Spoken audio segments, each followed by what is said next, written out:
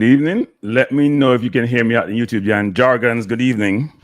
Hey, Jargons, let me know if you can hear me. I want to make sure we're coming through very clearly, loud and clear. Jargons, can you hear me? I know people are coming into the chat. Let me know if you can hear me loud and clear before we commence. Sling has all the important national news you need. Hey, you can, yeah. So, hey, Drew Ross, good evening, good evening. I know people are going to be pouring in a bit, but I don't have a lot of time. We're going to get started. I would say this. If you see me dozing off or something, it's because I haven't slept. When I finished the show last night, I went straight to the hospital because, I have some family emergency, like I mentioned. And on another show, I'm going to talk about it because hospitals here are challenging. But let's get started. Welcome, Brando, Drew Ross, everyone. Welcome to the Cranky Live show. I am extremely happy about this evening because one of my favorite analysts is going to be on with me. Tonight, we sit down with one of the most respected and seasoned voices in Caribbean sport, in journalism, frankly, but nowadays a lot in sport. A man whose words have captured some of the region's most iconic sporting moments over the past 3 decades. Leighton Levy began his career as an investigative reporter and news editor at Jamaica Gleaner before being a founding editor of the Jamaica News Network and managing editor of today's newspaper in St. Maarten. So he's had extensive experience throughout the Caribbean. But it was his time at SportsMax, which more recently closed down, owned by Digicel. They've gone a different direction, where he spent a number of years as a senior content editor that, in my view, cemented his legacy as a pillar in Caribbean sports media. From covering global athletics, which we hear his voice, his encyclopedia knowledge, in the golden era of Jamaican track and field, where we all sit in front of our TV and just smile when we see the Bolts and the Shelly-Ann and the Elaine running, and him being with his encyclopedic memory, giving us all the details and fact. His insight, and he's not one-dimensional, his insights on football, on cricket, and the business of sport. Leighton has consistently delivered excellence, depth, and clarity in his reporting. Now he's on a new venture. SportsMax have closed down, and he said, you know what? I'm going to do something different. I'm going to do something independent. I'm entrepreneurial. Is a digital platform, and the name fits him to a T, Mr. Analyst. He continues to shape the conversation around the region. And what I want you to do, each of you, as you come in, Mr. Analyst is up and live on YouTube. Go like, share, and subscribe when you have this program, and go subscribe currently. So without further ado, please welcome the indomitable, the one and only Leighton Levy. Leighton, good evening. Good evening, Bertram. It's a pleasure being here. Of course, your description of me a while ago, I'm trying to remember who that person was. So you said your own legacy. That's what happened, You can't recognize yourself anymore. How are you doing? How you doing? I'm not too bad. I mean, busy day as usual. I mean, we're just starting with Mr. Analyst, which is just over a week old, and trying to visualize what the content will eventually look like. Right now, it's just random, but eventually trying to organize what it will eventually look like, because I want it to be unique in the sense that I bring to the audience the kind of information that they'll find useful and hopefully they'll find entertaining as well. So it's a challenge because there's so many people in the spaces doing similar things. So you have to do something that will enhance the experience for the viewers. And of course, make it worthwhile, make it something that they want to see, they want to come back to each day whenever we post a new video. Well, see, you have a leg up on all of us. People don't seem to realize that, right? So you look at that Steve Naismith, Gilbert Arenas, all those guys who had a platform before, they've made their name, they've had credibility, they have facts to back them up. We know who they are. There's name recognition. You bring that to market. So whatever direction you go in, it probably won't really matter, to be honest, because you're a sports enthusiast, you cover sports, you just have the conversation, people are going to gravitate towards you. So I wouldn't worry. If I were you, I would just, I'm going to put up my content. I know football, I know cricket, I know track and field, especially track and field, where if I put out a track and field video and I have another channel with 300 people, I get 3,000 people because they love it. And you're talking facts. So you'll be fine. You'll be great at it. Well, to be honest, I mean, when we just started, I posted my first video on Monday night last week. Well, first, let me apologize. I live next to a main roadway, and sometimes the sound filters. I'm on the 3rd floor, Right. And sometimes the sound from the traffic filters in. So I apologize for that. But what it is that when I posted the video on Monday night, last week, Monday night at about 9 o'clock, I was thinking maybe you get 50 subscriptions in next week. That's what I was thinking. And when I woke up the Tuesday morning, which is about 9 hours later, because I'm up early most mornings, and I saw that the only 2 subscribers were my wife and my mother. Like, okay, this is not going to be working out so well. But I'm telling you, the thing that shocked me most was that when I was going to bed that night, we were writing a thank you for the number of people, because we were actually surprised at the number of people who had subscribed at the time. And when we started writing, it was like 771 subscribers.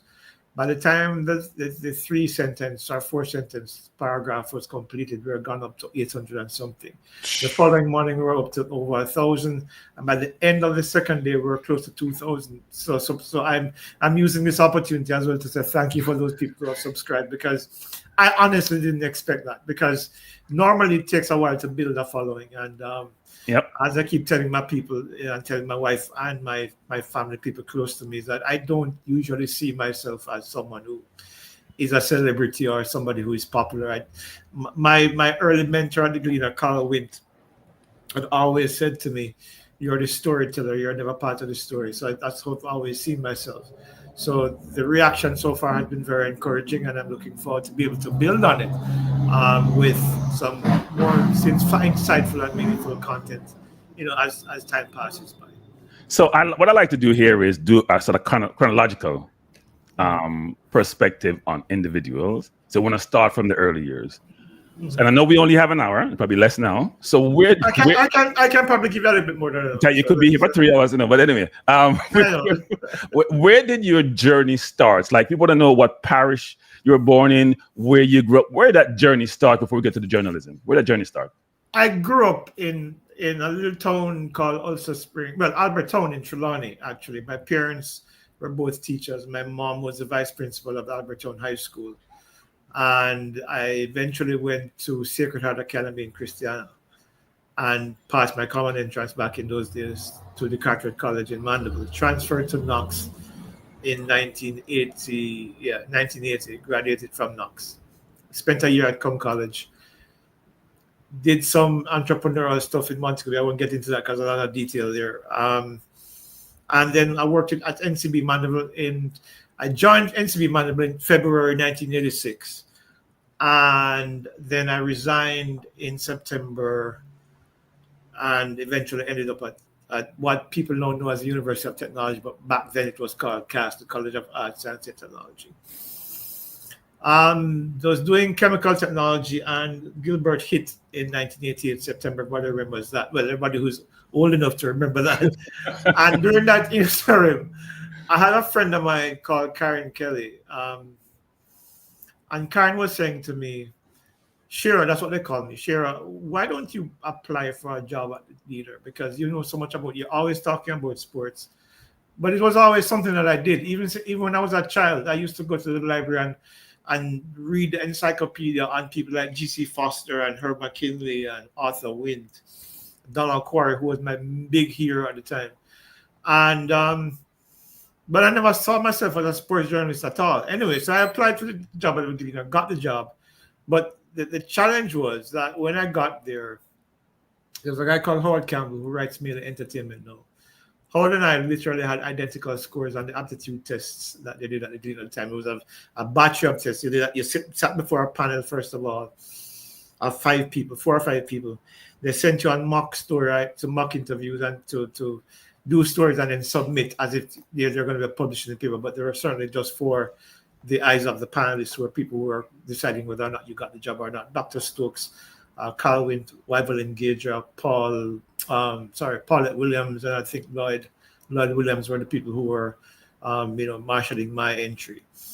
And so Dr. Stokes said to us on the day when they were deciding that there were there was one position available on the sports desk, and both of you have identical scores. So only one person can get the job. So I put my hand up and said, listen, if there are any opportunities on the news desk, I'd glad to take it. And they said yes. So I ended up on the news desk, and Howard took the job on the sports desk, because then I was able to still write sports. And eventually I ended up being a crime reporter for 5 years, almost 6 years, covering court, covering crime. I remember the first assignment I was sent on with a reporter called Warren Wint was down to Matthews Lane, where that a few days before I joined the Gleaner, actually, there were some bodies found in a handcart at the bottom of Matthews Lane, and the idea was that these guys were killed by the guys at Matthews Lane, which they were refuting. So Zeeks, I think many people would be familiar with Zeeks' name. Yep. Invited the media down to Matthews Lane to explain that they had nothing to do with those bodies. And when we got there, within minutes, some guys from over by Pink Lane, you saw them running across from Coronation Market, firing bullets at where we were. and I'm like, okay, first day on the job and I'm dead. So okay, that's fine. So we ended up hiding behind a news car. Man, a driver called Scales were behind the news car, Warren, and then the gunmen were on the bottom of Matthews Lane. And eventually the mobile reserve on the top of Matthews Lane, they were firing across each other. The gunmen from Matthews Lane were firing at both directions. And this is what I was in the middle of on the very first day of the job. And when I got back to the Gleaner, through some kind of miracle, I had to go home and change my shirt because I was drenched in sweat. And so Calvin came to me and he said, so what do you think? You're going to do crime? I'm like, hell yeah. Really? I would have the opposite perspective on that. Yeah, it was then when I realized that, listen, if you're going to die, you might as well die doing something interesting. Right. And crime reporting for me at the time, I mean, crime wasn't what it was then. I mean, we're still way under 1,000 murders a year. We're like over just over 300 murders a year. But there was interesting stories because at the time, I think just a few months before I joined the Gleaner, Natty Morgan and Peter Lawrence had escaped from the gun court, and they were at large. And so after that incident, I was assigned pretty much to cover Natty Morgan. I was everywhere he was. I was there a few minutes later, and I had some contacts within the Olympic Gardens and, of course, Riverton communities who would then furnished me with information about what Chris was up to. That's what they called him, Chris. And so I'd write the stories for the Gleaner. The ironic thing about that was I covered Natty Morgan for the better part of a year, and the one time I went on vacation, police actually killed him on back road, and I missed the story entirely. So wow. Yeah, but and I was a crime reporter for many. I did court reporting, lost some policemen friends of mine. I don't remember, there was an incident back in 1994, I think it was, when 2 policemen were killed on South Parade. Desi and Willie Q. I was in court with them just minutes before that, and left to half a tree when the news car radio flashed that the 2 policemen were killed. And the following year, I was promoted to news editor of the Star. And from there on, I ran the Star, and then Claire Clark, who was formerly the deputy CEO of TV RGR Group, we both ran the Star for a number of years, and then I left the Gleaner in 2004 October. Joined JNN. That was a disaster because the people who were behind it didn't know what they were doing. And then I left and went to St. Maarten for a few years to run the Today newspaper, and then came back to Jamaica. Started my radio show on News Talk that you were transferred to. That show left and went over to Nationwide on March 15th, 2010. And then pretty much began my career covering sports, which is what I was always wanting to do. But it took me almost 10 years, actually to almost 20 years to realize that dream of doing sports, because when I started my radio show, my first guest was Justin Gatlin, and he was just about to come back from his suspension, from drug suspension. Had that interview. During that period, I interviewed people like Ben Johnson. I interviewed so many big names that it was actually considered the fastest growing fastest growing show in the morning in Jamaica. And then it evolved into other things, and but we'll get into that. But that's basically a synopsis of how I got to where I am today. Of course, So as you had laid that sort of that journey, one question jumps out at me is, when you're covering Natty Morgan, did he appreciate you covering him? Because you probably made him sort of a celebrity, didn't you? In a way, yeah. There's a pastor in Olympic Way called Father Albert, who we pretty much communicated through him. So whenever he was doing something, Father Albert would let me know, and then I go and then he'd probably leave a message or something. Because even with the incident where, if you're old enough, you also remember when trying to remember the names now. There's a lady and a guy who were abducted from Reynolds Mall, and eventually both were found dead on the Riverton City dump. I knew what happened. It was Natty Morgan wasn't the person who killed them. It was one of his lieutenants who then, based on what my information was, it was him who then off the lieutenant, because the lieutenant did not follow the instructions of releasing both of them, one along Spanish Town Road and one somewhere else. I trying to remember. But when he went to the country on some robbery sprees, and when he came back, he heard that they had died. But that's another story for another time. But those are interesting. That's people liked it, in Jamaica, the crime thing and the bad man, the garrison argument. That's always attract attention, and people want to know those stories. So you have covered it, so it's a good thing. Let's transition to sport though, because that's where we are now. Which is, you have covered everything from football to track and field. Which sport has been the most rewarding for you, and why? I think track and field, primarily because I've been involved in track and field ever since I was in prep school. I ran track in prep school. I ran track in high school. Competed for Knox at champs in 81 and 82. Competed at Intercol champs in 83. At CAST, I was a member of the CAST club and eventually managed was one of the managers for a team called the Boats of Lightning. Was the first track club in Jamaica to run under 40 seconds for the 4x1 relay. Michael Nevers, Wayne Watson, what's Beefhead's McFarlane, I don't remember Beefhead's first name, and John Muir. They were the premier members. I know there was a story in the Observer a couple of years ago with some guys claiming to be members of the Boats of Lightning. They never were. They were members of the CAST club. The Boats of Lightning team was a specific number of people. Evan Clark eventually joined that squad. Jason Shelton and Ron Wade. Those were the members of the Boats of Lightning. Nobody else. Because I can't share the story, because that's an interesting story about how they got that name. In the summer of '87, we were in the bookshop. Paul Ricketts, we call Stuffy, he's still at UTEC right now. He's in charge of the gym and the strength work for the athletes. And Michael Nevers, who's got, for those who might know him, we call him Mealy. We're in the bookshop and we're designing gear for the Boats of Lightning for the following season. And we decided on these full body leotards, the full body tights, as people call them. And there was a Stuffy designed and drew lightning bolts across the chest. But before we sent the design to Art and Fabric, he wrote the words "bolts of lightning" to describe what was on the front of the thing.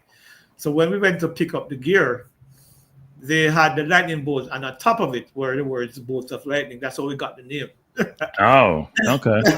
And then, so eventually the team went on and did well. And of course, it eventually broke up because the members then matriculated to university in the United States. They went to New York Institute of Technology, and Quilby went down to, that's Wayne Watson went down to University of Alabama. And the guys just eventually split up. After that, the Boats of Lightning ceased to exist. So there was no other Boats of Lightning except for that core of sprinters. And I was one of the managers of the team. Still have actually the top in my closet right now 30 odd years later. So, so I'm gonna come back to track and field, but let me start with football first, because you and I met at National Stadium. That's how this conversation came about. We are trying to qualify for the 2026 World Cup, and everybody, Jamaica used to have this thing as supposed to be a soup thing. We're in an easy zone. The Reggae Boyz are, relatively easy. Supposed to be relatively easy. What do you make of but we have struggled throughout the qualification, as you know. Dominica, cricketing nation, we struggle with. Dominican Republic, we struggle with. We did poorly at the last Gold Cup. At the Gold Cup. Mm-hmm. Yeah. So what do you make of the current squad and their form? The squad for me is 75% where it should be. I think the biggest problem with Jamaica's football, the senior squad right now, is the midfield. I think we have a good core defenders, a good enough core defenders. We have Pinnock, we have Richard King, who is now at St. Mirren. There's Greg Lay and Amari Bell. I think that's and Lemby Kisa. That's a good core defender. They're not the greatest, but I think they're good enough to get the job done. On the forward line, our midfield going forward, you have Leon Bailey, you have Cephas, who I think is a game changer player. He just learns his role a little bit more clearly, or the vision of what he needs to do. And of course, people like the name slips through right now. I don't know what's wrong with me, but we have a good core of players up front, and we have a good set of players up back. Midfield is where the challenge is. I think we've stumbled upon a workable midfield with Isaac Hayden, a former left Newcastle because they released him, John Russell.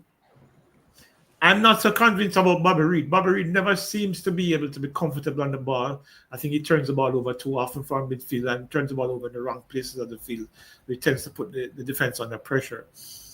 And so I think we need to find maybe one or two other players. Casey Palmer has been doing a decent job, to be fair. I don't think Karai is good at all. I don't think he should be in the squad at all. I think they should thank him very much for his service so far and then move on from there. I think Kaim Dixon is also a very good piece for the team as well.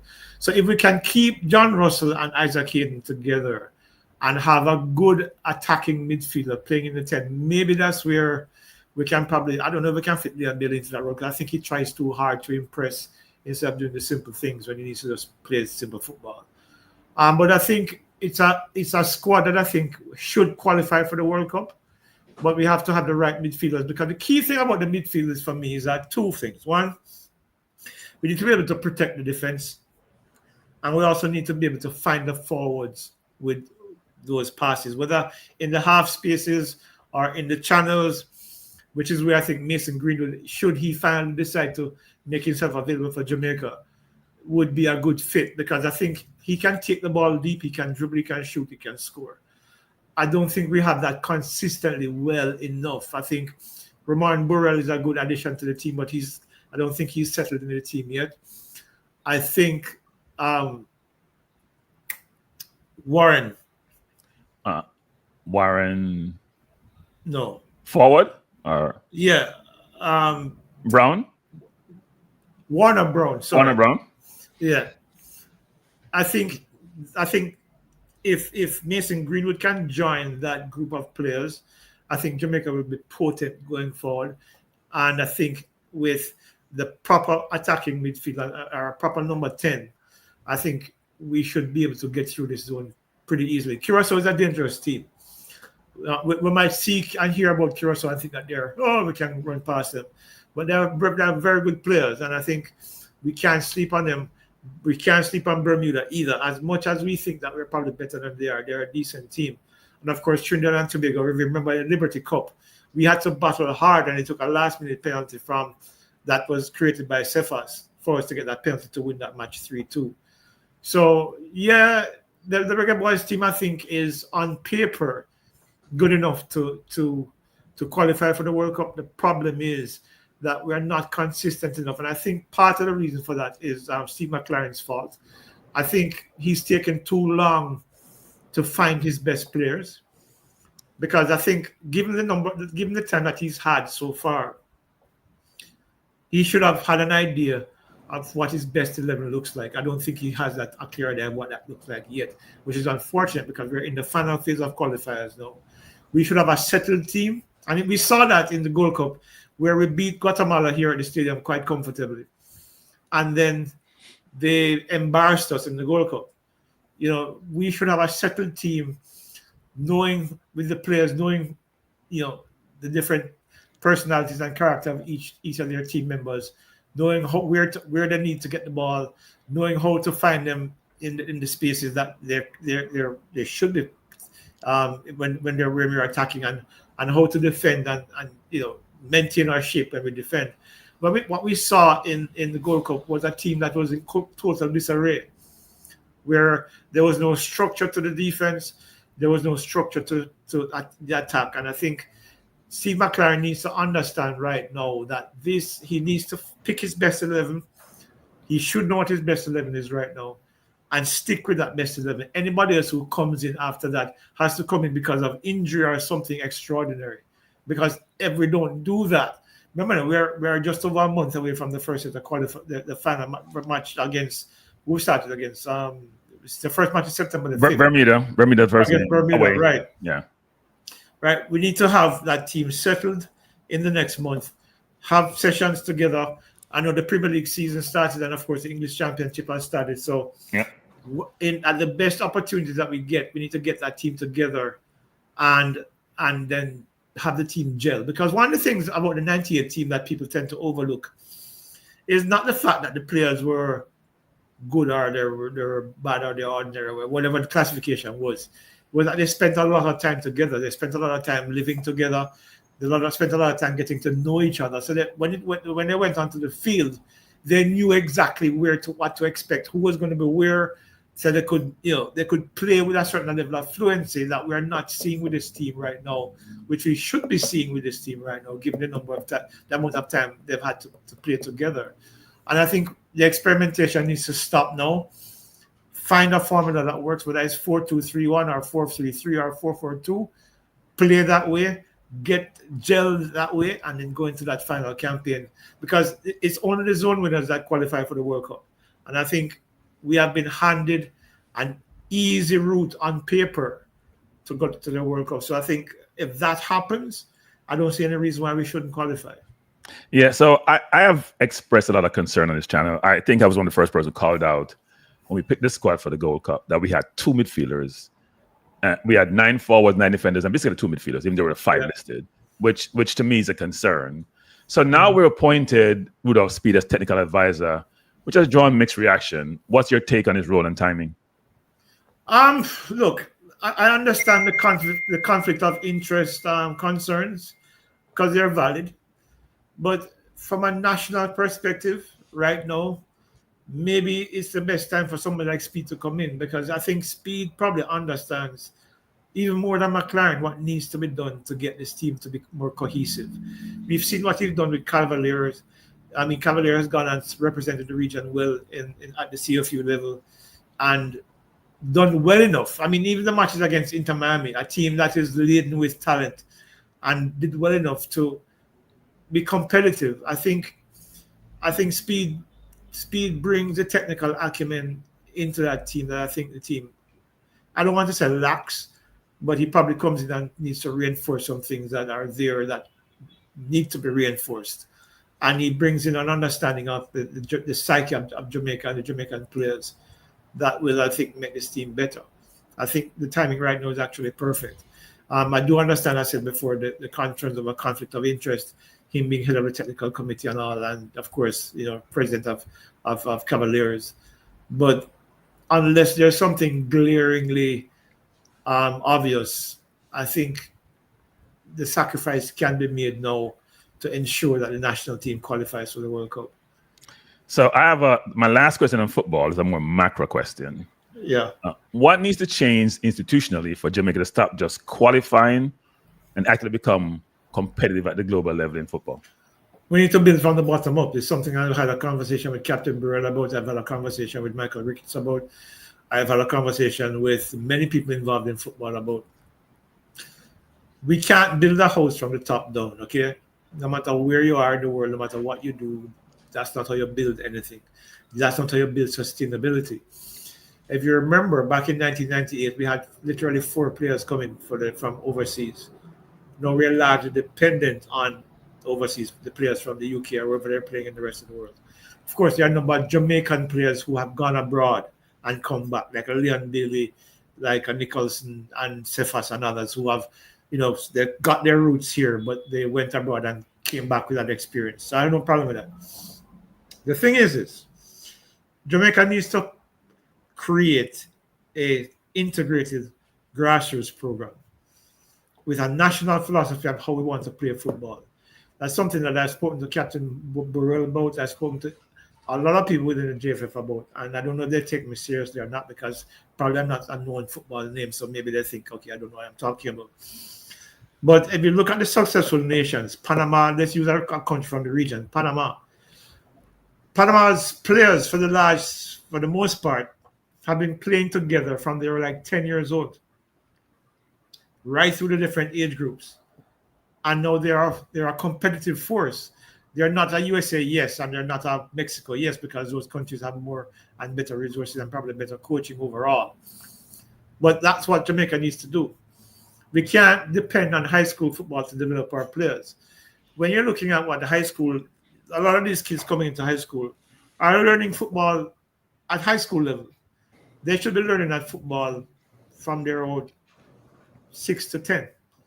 I say 6 to 10 because their countries actually start their players earlier, 3 and 4, like in Belgium and in Germany and in Italy, where they use 2-on-2 football for the kids, and they eventually matriculate up to 3 against 3, 6 against 6, and so forth and so on. So what Jamaica, I think, can probably do, we can start up an integrated grassroots program, build it through support from FIFA, support from corporate Jamaica, and of course the JFF, and maybe from the CFU or CONCACAF as well. Bring in the coaches at a grassroots level.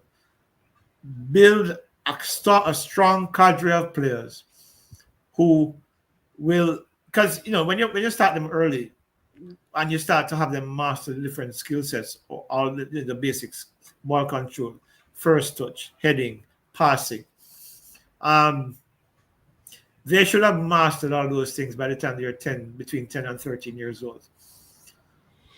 And when they're now guided by a national philosophy, we know what kind of players to look for. So we know we need speed, because Jamaica is known for their speed. We've seen it with Cephas and how dangerous he is. There can be more players like that in our midfield, in our defense.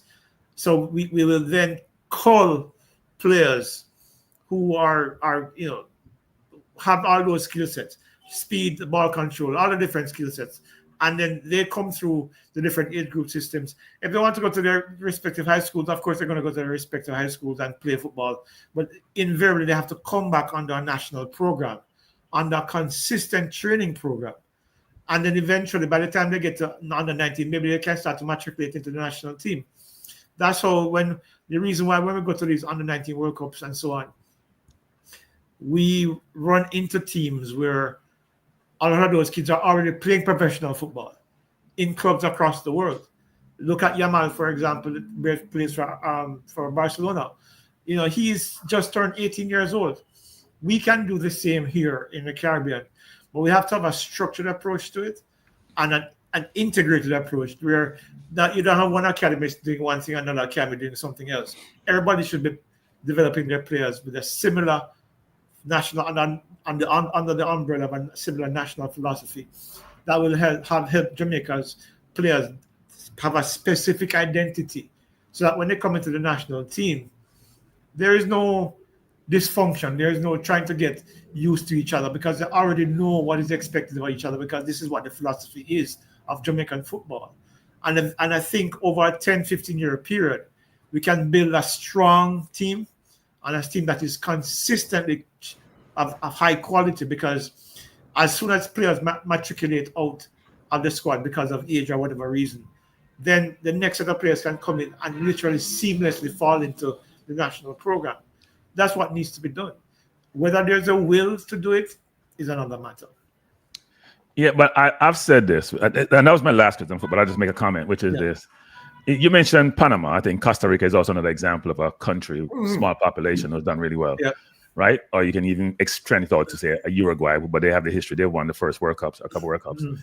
The one country I think one should try to emulate and where that's embedded is Spain, for example, of how Spain play football, right? They've been dominant on the world stage. I mean, not win all the tournaments, but they've been dominant. Their style of play and the coaches they produce and all that. And you made an important point, which is you got to build the kids from the ground up. Yeah. But we also got to think about administratively, right? Do we have the right people in the right seat that have the vision and the strategy to allow us to achieve those objectives? So I just made that one. Yeah, but absolutely. And just to add to that as well, one of the things that we do in Jamaica is that, look, and this is not to try to denigrate anybody because I'm not. I'm just speaking generally here. Across all sports in Jamaica, we have a tendency to put people in positions of power that they might have been involved in the sport or whatever it is, but they don't have the acumen to build out the sport. So I think that dynamic needs to change and people come in paid positions to grow whatever the sport is, whether it's football or track and field. And as I said, this is a general comment. Right. I think it needs to shift to a point where we're putting people in positions to not just oversee the sport, but to grow the sport and develop the sport. And unfortunately, I don't think that happens enough in Jamaica. Yeah, I think one thing my last point in this is that we got to think about Jamaica a little bit broader. We have about 6 million globally, I guess. There are people who have gone and learned their trade because we export a lot of intellectual capital, a ton of intellectual Absolutely. capital, which is one of our biggest problems as a country. People don't realize that is the brain drain, right? Yeah. That brain has gone overseas and learned and developed and can be leveraged, not even just for compensation, just to give back. And we got to think a little bit broader as a country and as a people versus more isolationist. I'll translate to cricket, not a lot and I've been around for a while. I know in West Indies we're dominant. And right now, so and you're a cricket aficionado. What do you love? Because you talked about you being an athlete and you running at champs and all that. But where you love of cricket came from, and who were some of your early cricketing heroes? All right, so that's an interesting story. Right, when I was growing up, my dad, who passed in 2017, a massive cricket fan. He was president of Kiwanis Club of South Ceylon, and they'll have these outings. And at those outings, these community things where, like more like a community fair, they'd have these cricket matches, and my dad would play. And just standing by the sideline and watching him play, I don't know, it's like a natural thing. You just felt like this is something that you would like to be able to do. I was never really good at it. I bowled at a decent medium pace. I could bat a little. But then what happened now is that over time, I used to hear my dad get up in the middle of the night and turn on the radio, because this wasn't the day of digital. It was turn on the radio in the middle of the night, because what I eventually found out was that he was listening to cricket matches the West Indies playing in India, 13 off, 20 times in Australia, Pakistan, wherever it is, England. And what I started to get up. And while he was in the living room listening to the radio, I had a little blue transistor radio in my bedroom. And I'd turn the radio on and find a channel and listen to the cricket matches. At the first, I didn't have a clue of what I was listening to. But eventually, I started to learn the game, because then I went to the library, looked at the rules of cricket, found a book on our bookshelf at home called Cricket Brightest Summer by L.D. Roberts, that spoke about the series between Australia and the West Indies in the 60-61 series with Frank Worrell as the captain of the West Indies team. And I read that book from cover to cover in about a day and a half. And from there, it's like I was infected. And so I was just everything. There was a time in high school where I had a folder that was this thick of me scoring matches, listening to matches on the radio in the night. Literally ball by ball. Greenwich hits a 4-4, single 1, dot 4, not scoring, and I'd go on. And so over time, I actually there was a point where I could actually remember everything on those sheets of paper, and it just grew from there. And my early cricketing hero, to answer that part of the question, funny enough, was Garfield Sobers, because while reading that book, Cricket's Brightest Summer. Well, no, let me correct that. My first cricketing hero was actually Frank Worrell, but Garfield Sobers it was within that same window. Frank Worrell, because having read the book, I discovered that Frank Worrell was the first black captain for the West Indies. And in my research and my reading early, because I used to read a lot. I mean, by the time I was 10 years old, I was going to the library almost virtually every day reading stuff. I sometimes even tore sheets of pages out of the encyclopedias and took them home. Yeah, so just to have them. Page 15 is missing. Page 15. Yeah, come to my yard. You'll find it in my books. Yeah, and just learning about how difficult it was for Frank Worrell to become captain of the West Indies, because when I learned he was born in Barbados, eventually became a member of parliament in Jamaica. And just the Jamaican connection and what he had to go through just made me really embrace what he was trying to achieve and what he eventually achieved.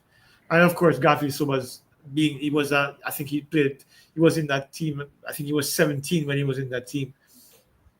And, or no, he was early 20s, I think. But the thing about it, you started reading about the other players in the team. The Garfield Sobers, and of course, Frank Worrells and the West Halls. And eventually these players almost became lifelike figures to you, because while we didn't see them on TV, we heard about their stories on radio while the commentators were talking. You would read about them virtually every day in everything that you could possibly read. And so those are my first heroes. And eventually, then back in the early 70s, when I just started going to high school, I heard about this youngster called Michael Holding. And then I saw Michael Holding on a video one day. This was a video, it was a reel, the reel-to-reel thing. And I was like, this is ridiculous. The things that he was doing, the pace at which he was bowling. I remember he went to Australia in 75 and Australia clobbered him. And back then it came 76. Wait, the 75-76 series where Roy Frederick scored 169 the second test. They lose 5-1. Everson got clobbered 5-1 in that series. And then, of course, 76 Clive Lloyd built this amazing team with Andy Roberts and Colin Croft, Joel Garner, Michael Holding, which eventually became the Furious Foursome. And that pretty much cemented it for me. So at that point, I was already running track in high school. So it was track and cricket. That's the only two sports I concerned myself with until 1979, when I discovered Magic Johnson, a magazine, and then became an editor after that. So you're a basketball fan too. You're really a sports fan.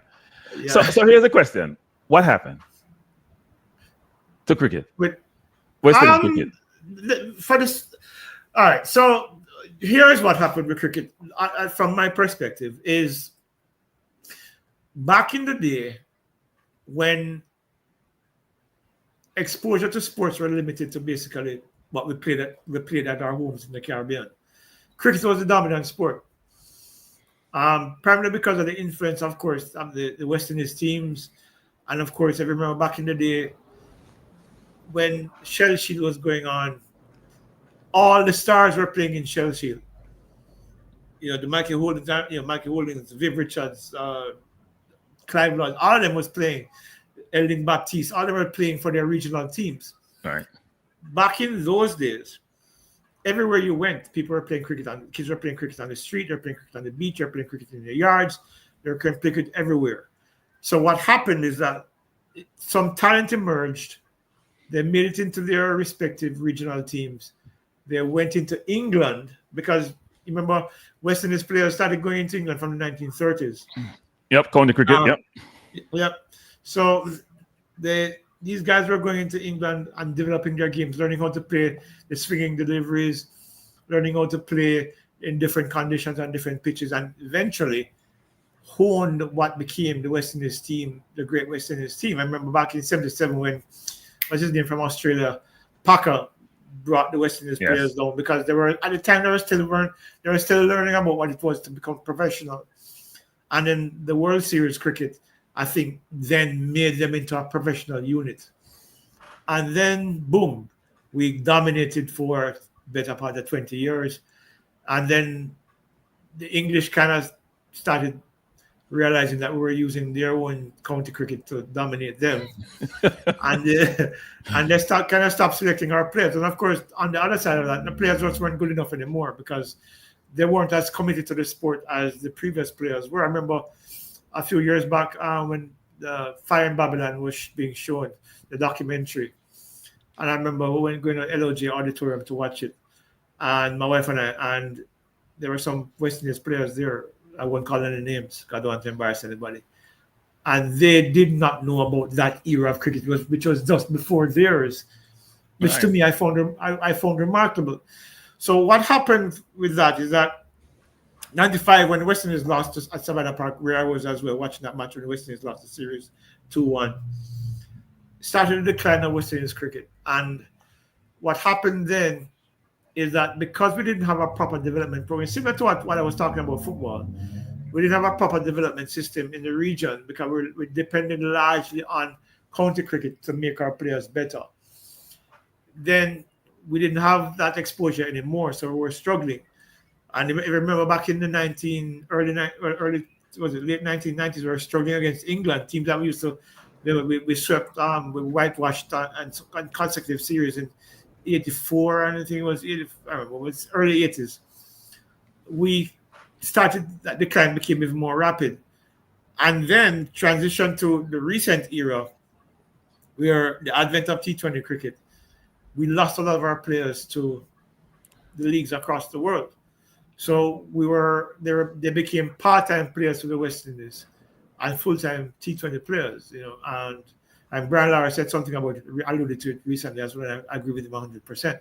The players use West Indies as a platform to get into these leagues, and then leave West Indies cricket behind. But the crux of the issue is that there is no proper development system in the Caribbean.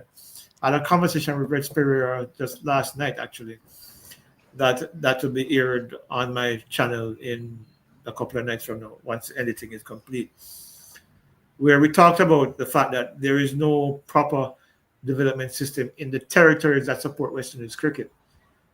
So now we have random things going on, and of course with the state of the pitches and the players not having to master the technique, they're playing on pitches where they can't even master the technique because they have to be adjusting on the bad pitches across the region. And then they're thrust into playing test series against teams that have proper systems, have proper players, like Australia, like an India, like an England, like a New Zealand, where we can't compete anymore because there's no development of the young players. And what we've seen over the years is that there's less interest now in test cricket, for example, because everybody wants to play T20 cricket. And when you look at how we play T20 cricket in the recent series against Australia and Pakistan, the impetus from all the players to, first of all, to hit across the line and invariably get out either LBW or getting caught off the edge of the bat. Ball flies in the air into slip because we're not playing fundamental shots anymore. If you look at how Indian players, the Australians and the English players play in T20 cricket, they're using fundamental cricket shots. We are not. And so because of the lack of development, our players are getting into the national team, and I say national team, I'm talking about the West Indies, without the proper fundamentals. They can't play cricket. They don't have cricket brains. The only thing they're interested in is going to earn money on in the T20 leagues.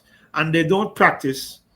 It's clear they don't practice. Why I say this is because the same mistakes that they make today, they're making it 1 year from now, which means that they're not practicing. They're not trying to correct the errors of their game. And invariably, where we are, we're bowled off at 27, the second lowest score in Test history by Australia at Savannah Park, because there's a dysfunctional system that operates within the West Indies, where Cricket West Indies believes that pulling players from that dysfunctional system somehow is going to turn our fortunes around. And that's madness because as Einstein said, you do the same thing over and over again and expect a different result. It's insanity. And that's what's happening to us. We don't have a proper development system. We have players who are using the West Indies platform to audition for T20 leagues. So we're losing our best players to the T20 leagues. And we're left with players who are not equipped or under-equipped to handle quality cricket from other countries. So there are two things that jump out to me so far as you talk about the football and the cricket in terms of themes that one can see as you go ahead with the conversation. One is about leadership. And I'm always go back to the question about intellectual capital. One's about leadership. You have the right administrators in the right place with the right thought process, right strategy. And the second is about resources. If we look at the advent of cricket, England and India are probably the best examples. When I was growing up, they weren't good cricketing teams. I can only remember Gavaskar and Boycott, who couldn't score a run for whatever. They score a lot of runs, but it take 3 days to score the runs in terms of how they played. And now they're two of the best cricketing nations because they've invested in the sport, but they also have the right leadership with the right vision to allow them to get there. My last question on cricket is this: is there hope? Unless there is some commonality between the leaders of the respective regions, the federations that make up West Indies cricket, to have a proper integrated development system, starting with the young kids, getting them interested in the game, and providing the resources that are needed. Cricket West Indies alone can't do this. It needs a cooperation of the respective governments across the region. They'll always claim that they can't afford it, but then they turn around and complain when the team loses. You have to do something. Even if it's $1 million a year, for example, to go into cricket academies in Jamaica, in Barbados, in Antigua, in Guyana, in Trinidad. And from those academies, you are pulling players from the respective schools in the best talent, helping that talent to develop and putting them into programs. Similar to what I spoke about earlier with the football. Have them matriculate from one level to the next until they get into the West Indies team. That is how it needs to happen. That's what India does. That's what Australia does. That's what England does. That's what New Zealand does. We should be doing the same. And while we might not have the resources to do it as comprehensively as they do, we have to do something different from what we're doing now. And the pitches need to be improved because you can't have players learning the game playing on pitches that are minefields. The pitches in the crowd, we've been hearing for years. I remember talking to Dave Cameron when he was president of Cricket West Indies about fixing the pitches, and I said that Ken Crafton is going to come in and make sure that the pitches are good and make sure the pitches give equal sway to batsmen and bowlers. That hasn't happened. I mean, we've seen it across the region. You can't bat on some of those pitches. You can't look. You want an example of how those pitches are? Australia did not make 400 on any single pitch in the region in the Test series here, right? And they have some of the best batsmen in the world. Yeah, our bowlers are good, but they could not make runs on those pitches. So how do we expect our batsmen who are inferior to make runs on those pitches? Well, one could say on that, Leighton, my last one is that even though the pitches are inferior, if you grew up in the region, you could better adapt than the Australians who are used to the more perfect conditions, and yet we still struggle, right? As you're mentioning, we don't have the fundamentals developed. You don't move your foot to the ball, right? You swing, your body's still standing up, and you're swinging wider your body, right? There's gaps between bottom, but yeah. Listen, that simple thing. I was telling my mother-in-law about this today because she's a big cricket fan. At Samana Park, the ball was swinging late. If the batsmen had the fundamentals sorted out and understood the game, you take your guard and you take a step a yard down the pitch, and you negate the swing, Yep. It's not rocket science. You negate the swing, and I'm not saying they probably would have won, but at least they wouldn't have made 27. So you negate the swing, you play straight, mid on, mid off, cover, extra cover. Try not to play any square shots because you don't know, you can't estimate because the bounce was inconsistent. And you push back at the bowlers, you force the bowlers to come to you now, because then you realize that the swing is not going to be as effective because you're negating the swing by taking your guard on the pitch. If they put the wicket keeper up to the stumps, all you probably do is move back a little bit closer to the stumps so that you don't run the risk of being stumped. But you still negate much of the swing. Because when I'm watching it, because I was in the president's suite when the match was going on, I could see the balls swinging and cutting on the pitch, which is why I realized a lot of batsmen are bowled or LBW. So Right. they're bowling wicket to wicket, getting the swing, and our batsmen couldn't deal with it. But that's where Asami comes in. So here's a point on that. Like we talked about again, the administration, the leadership, those in charge, right? The player may not necessarily see it, but as an experienced leader of your team, you should be talking to your players to say, look, this is how the pitch is playing. You have to make some adjustment in your batting. You need to take one more step down the pitch. If he comes up, then there's a chance of the ball going by the wicketkeeper. You don't take that risk as a wicketkeeper. You come too close to the stump, the ball may go over your head and score four. So that's where you get the guide. You need guidance as a player sometimes because you're so in the game, you're not thinking holistically about the game. Yeah, but the thing is to say, the coach can always identify it, and bring it to the players. But as you know, in technique, it's instinct. If you're used to doing something over and over again, it takes a long time to break that habit and then install a new instinct. So when you're playing the same way for all your life, and your coach says, look, your bat is coming down from first slip, and there's a big gap between your front pad and the bat. You're not thinking, when you go around the pitch, you're not thinking about correcting that. The instinct takes over. When that ball is coming to you at 80 miles an hour or 90 miles an hour, your natural instinct is to go back to what you're used to. So that is true. It's not about identifying it, but it's also ensuring that in practice you're doing it over and over again. I remember there did an interview with Shivnara and Chandapal a long time ago. I mean, it was while he was still playing for the West Indies, so it was a good while ago. And he was batting for he spent about 4 hours in the nets or 5 hours in the nets. And the interviewer asked him, why is it that you bat so long in the nets? And he said, because that's how long I intend to bat when I'm at the crease. The other players on the West Indies team at the time were spending an hour by comparison in the pitch, in the nets, practicing. And you saw that when we were playing for the West Indies. Chandapal at the crease, and wickets are falling all the way around him. And he was the only person there. Because you have to practice to break the bad habits, the practice to correct the technique, the practice, incessant practice to break the habit and create a new habit. And that's what we're not seeing with the players. When I said earlier, when you see these guys bat, they're not practicing because they're making the same mistakes year in, year out, match after match, match after match. Take, for example, Shimron Hetmeyer. When was the last time Hetmeyer batted for more than half an hour in any match that he played? Because he's very impetuous and he CM shots get out all the time. Nothing changes. And then he hit his bat down and get upset at himself. And he said, you mentioned a player earlier in football, Cephas. Yeah. I was watching a program on Arsenal and how to develop players by there's a black coach there who's now at Fulham. And it was amazing to me how much time he talked about they spent on the mental part of the game. Yep. A lot of time in the mental part of the game, not just the physical part, the mental part. So that's something I think we don't do as much in the Caribbean as we should, actually. No, we don't think we play off instinct. Yeah. Cephas, for example, he has all the tools. He's quick.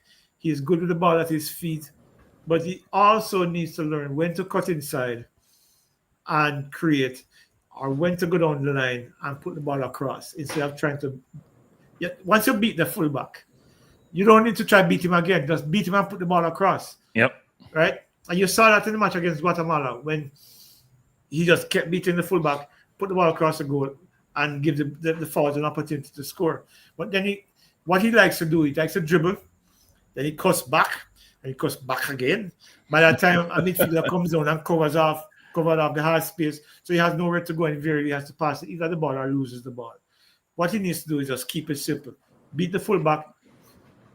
Well, first of all, look at where your forwards are. Decide to either pass the ball back and hold position and hold the play up. Then look across to where your forwards are running towards the goal in the channels. Beat the fullback and put the ball across the goal. Yeah, but totally agree. Always ends up keeping the ball too long, and then eventually the team comes back and sets up, and then it becomes more difficult to score. So now this is the sport, track and field. We've talked about the demise of West Indies cricket. We've talked about our inability in the Caribbean, I put my words, to produce world-class footballers and the challenge that we face. And yet in track and field, even though it's an individual sport, we don't have those problems. So I'm going to let you run with the track and field. I won't even ask a lot of questions. I'll just run with it. Give me your perspective on the track and field. You talk about McKinley and the wins to the Quarry and the Atties and come down to where we are to the Bolt era now. Talk me through that. And also, another point I want to mention before I go. The Trinidad demise and the Jamaica growth. I'm trying to marry those two and it's still over my head. So take it away. Well, with Trinidad, that's an equation that I can't solve because they have the talent, but for some reason they're not able to make that talent matriculate to the senior levels. I mean, they have a Jeremy Richards now. Jeremy's 31. They have a young girl coming up called Leah Bertrand who's really good. She ran 1092 at NCAAs and she just won the national championship on the weekend, 11-04. And they have a few good kids. I mean, you know, at Keyshawn, but Keyshawn, Olympic gold medalist, and of course, bronze medalist in 2016. But he's at the back end of his career now, you know. And Tyrese Horsford has retired because of a consistent injury. But Trinidad has the talent. But the problem with Trinidad, I think, is because of the complete opposite of what we see in Jamaica. In Jamaica, there is a desire for a lot of kids. Look, track and field is in Jamaica, track and field is a means to an end for a lot of Jamaican kids. So there's a desire there to be good at it so that you can get an opportunity to break free of either the environment or just to make a better life for yourself. Where Jamaica differs from the rest of the Caribbean is that we have a strong grassroots program, which is the common thread tonight, where over the years we've seen GC Foster produce so many great coaches, and they are spread far and wide now. They used to be just at a few schools in the country, but now they're from Morant Bay to Negril Point, where these coaches have gone into schools, identified the talent, and developed that talent. And a lot of that talent has matriculated to high school and then eventually to colleges abroad. And of course, you know, then that's a dynamic. That's a lot of Jamaicans don't understand. There's something I'm about to say that, you know, we talk about kids being burnt out in Jamaica. U.S. colleges burned out kids, Jamaican kids, which is the biggest nonsense I've ever heard in my entire life. And I'll tell you why. And I'll just use these examples. If U.S. colleges burnt out Jamaican kids, how do you explain Merle Notty, Juliet Cuthbert, Sandy Richards, Gillian Russell, Delrine Ennis London, Bridget Hilton, did I say VCB already? Gregory Horton, and the list goes on and on and on and on.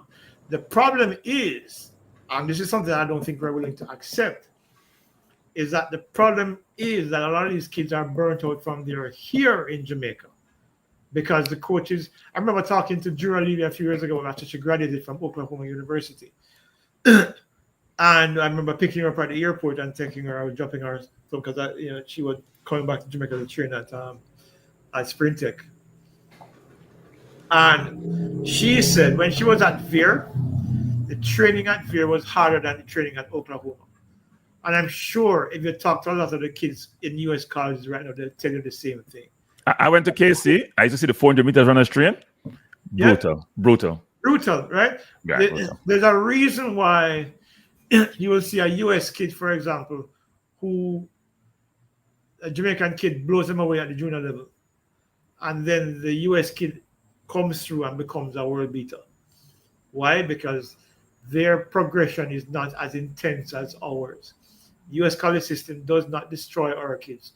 We do here in Jamaica. Right? There are a lot of coaches who will tell you behind the scenes that, yes, that's true, but they won't admit it publicly because they don't want to upset their colleagues. But the fact is, look, when you see a kid in Jamaica running world-class times in class 2 at champs, for example, it tells you that you're training these kids like professional athletes. I remember talking to a doctor a few years ago, and he tells me that a lot of times when these kids are down in high school in Jamaica, their mitochondrial energy levels are so depleted that they can't get back to any level where they're able to function beyond the junior level because their energy levels are just completely depleted. For those who might not understand, mitochondria they're like the batteries in your cells in your body, and it's why when between exercises you take recovery time like 90 seconds before you try the next set when you're in the gym, because you burn up that energy and then you have to give your body a chance to replenish that energy in those cells for you to replicate the exercise that you're doing. By the time a lot of these kids get to college in the United States, their mitochondrial levels are so depleted that they can't do anything beyond college, and they're literally struggling in college, which is why I see sometimes when they go to college, they're not producing the time that they were producing in high school because they're just not capable anymore. All right, so that's one part of it. The other thing that I'm going to say is this. Over the years, let me start. I had a conversation one year with a young lady who used to go to Howard Technical High School. And I was about 10 years ago. And when she graduated, I reached out to her and said, so what, you're going pro? She said, no, sir, I'm not going pro. I'm going to get my master's degree. I'm going to get a job. I'm going to try to build a life for myself and my family. That example is what about 90+% of the athletes who leave Jamaica have in their minds as their ambition. They have no ambition of going to the Olympics or the World Championships. This is about an opportunity for them to get a degree, get a green card, file for them families, and send them up to the States. Or if they're unable to do that, send money home to their families to break the cycle of poverty that many of them come from. Right? So when we talk about, they lose them to high school, the U.S. college system, that has nothing to do with it. These kids had never had any intention at all to go to the Olympics or to the World Championships. This was something that they identified early. They have a talent. That talent can get them a scholarship. That scholarship can get them a degree. A degree gets them an opportunity to live in a country where the opportunities are better than what they're coming from. And that is why Jamaica is what it is. About 3% of those kids eventually go on to have successful careers as athletes. But to your broader point, Jamaica has been fortunate in so many years. I remember the first time I read about Herb McKinley, and I was wondering why Herb McKinley got so much of the praise when Arthur Wint was the guy who won Jamaica's first gold medal in the Olympic Games. To this day still boggles my mind. I think it's because Herb came back and became involved in track and field in many ways and did so many things. But Arthur Wint was... But when was a doctor? He lived in Lucerne. He had a big house by Washington Taylor Park. Yeah. Yeah, man. Wint was a doctor. He was a pilot. He helped so many poor people in Hanover. And somehow that story gets lost in the narrative of what makes an athlete great. George Roden actually set a world record in 1950. 2 years before the Olympics in 52 and defended the title. August 1950, he set the world record. Herb McKinley was the first man to break 46 seconds, yes, but it was George Roden who set the world record going into the 52 Olympics. He doesn't get the accolades either. Herb McKinley did not have an individual gold medal at the Olympics for Jamaica, yet he's the biggest name. That's the contribution. By a good distance too. Yep, absolutely. Yeah, that's interesting. If you think about, you've been involved in track and field for the longest, been at, all these major significant accomplishments that Jamaica's accomplished over the years. Yeah. What two things? What are the most iconic moments in your mind, and also most disappointing? The iconic moment is easy. Watching Usain Bolt beat his chest 25 meters out from the finish line in Beijing in 2008 and setting a world record. That will leave the 958. Yeah. No, the 58 was impressive in 2009. Right. Talking about Beijing 2008. Okay. When if you go across the Olympic Games from 1896 until now, you will never see another moment like that where a man is running into the fastest man in the world and 20 meters out from the tape, beating his chest and running across the finishing line, celebrating a victory and setting a world record. That was, to me, absolutely extraordinary. I mean, what he did in Berlin a year later is fascinating as well, 9.58. Nobody has come close to that except him in 1963 when he ran in London. But that, for me, is probably the most iconic moment in my mind from a Jamaican perspective. Well, Usain made me a celebrity for a day. Yeah. You know how? I went to the 2012 London Olympics. I had on my Jamaica gear. everybody want to know me, take picture with me, be around me, because you're Jamaican. So he made, and that was when he had lost in the World Championship when he first started, and people were concerned about the race in London against Blake. People don't realize how much the world wanted Usain to win. Not they were against Blake, they just wanted Usain to win. You in the stadium with people from all races, all creed, and they want to take pictures with you. They want to be around. They want to ask you questions about both. I have not known nothing about both. I don't meet both. I've not met both. What are your thoughts about both? How is it going? Do you think he can win? And you're just taking pictures, you're just smiling. You're just lapping it up. Yeah, it's crazy. Usain Bolt transcended the sport in ways in which I don't think any other Jamaican athlete has ever managed to accomplish. I remember when I just come back to Jamaica. Came back to Jamaica in 2008.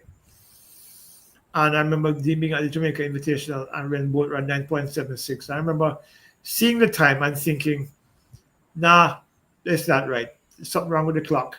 Because I remember he had run a couple of weeks before by GC Fast, I think it was around 10:03. And when he ran the 9.76, I was like, no, I mean, this is not real. I mean, it just didn't feel real. And I remember Buzz Magazine reached out to me at the time and asked me to do an interview with him. And I remember going down to Spartan Health Club on Little Musgrave Road and did an interview. And he was very shy at the time. You could barely hear him speak. And I was like, this guy is so quiet and shy and unassuming. And he told me at the time that he was the only athlete that he feared over 200 was a guy called Saidi Enduri.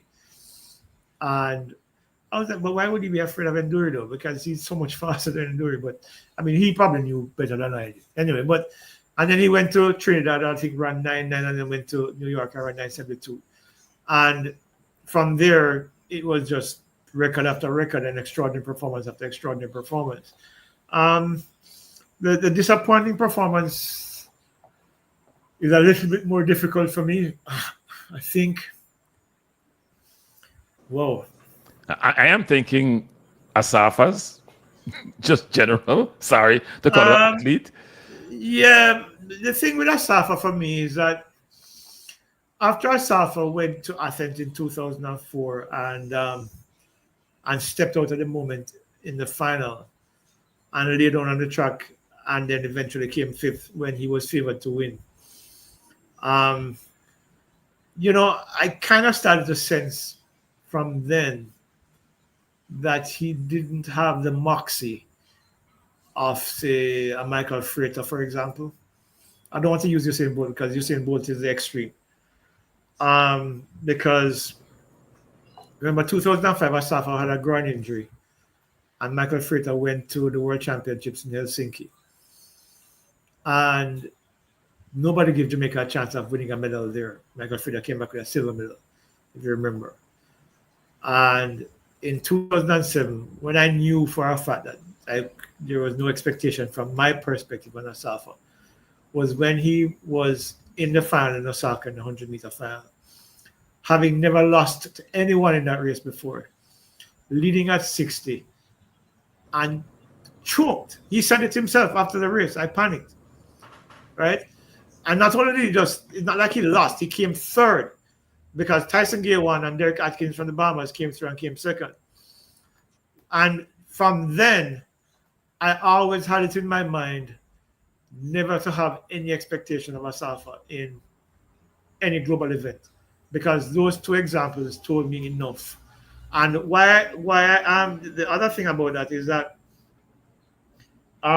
when, if you remember, Bolt was talking about Asafa in 2008, he mentioned that he was looking for Asafa on his shoulder. That was the only person he was worried about, because Asafa had beat him in a meet just before the Olympics. Asafa ran 9.88 and Bolt ran 9.89. And that was the last time Bolt lost to Asafa. But Bolt said he was looking for Asafa. When he realized that Asafa was not close, was when he found out, when he started beating his chest, because he was expecting Asafa to be close. I never expected Asafa to be close to me at all. But Bolt had that belief in him. But for some reason, Asafa has never been able to find it in himself, to believe in himself enough to win. Because if you remember 2009, in Berlin, Asafa run 9.84 in the final, coming third behind Tyson Gate 9.71 and Bolt 9.58. Had Asafa run that 9.84 in either Athens in 2004, which he was capable of, or in Osaka in 2007, he would have been Olympic and world champion in those years. So he ran his best in that year and came third because by then Bolt had come on the scene and it then took over the era and it became the Usain Bolt era when it could have easily have been the Asafa Paul era. But I think though, but to answer the question, I'm thinking about it and I realize that maybe it would be Oblique Seville last year. And not through no fault of his own. Right, yeah. Because he had last year, the Olympic between Noah and Oblique between Noah and Kishen. Yeah, that's a tough one. Yeah, because I remember, if you remember how easily Oblique won his semifinal heat, he literally cruised, and then he picked up when he told me, he said he felt something in his groin at about 30 and tried to push. And the pain, the discomfort wouldn't go away, which is what. Remember, he finished back of the pack and ran 9.91, you know. Yeah. Right? The thing about it is that, so from that perspective, that was probably my biggest disappointment because I honestly believed, I know a lot of people are saying Kishen Thompson.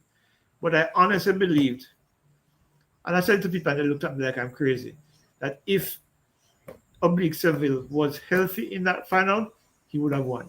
And he would have won comfortably. That's an interesting point because when I see them run, it's almost as if because Kishen has such a good start and he's so powerful, right? And his transition is so good, I find it hard for Seville to beat him.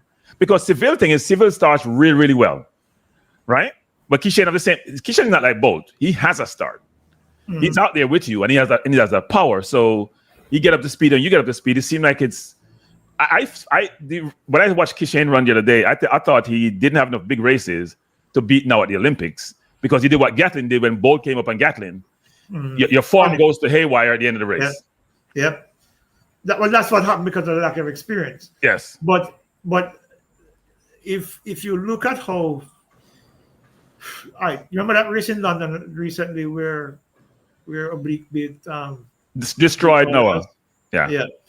If you look at his phases, if you look at how his block start is great, his drive phase is great, his transition is excellent, and his acceleration is off the chain. And you saw that in the relay earlier in the day, how fast he is.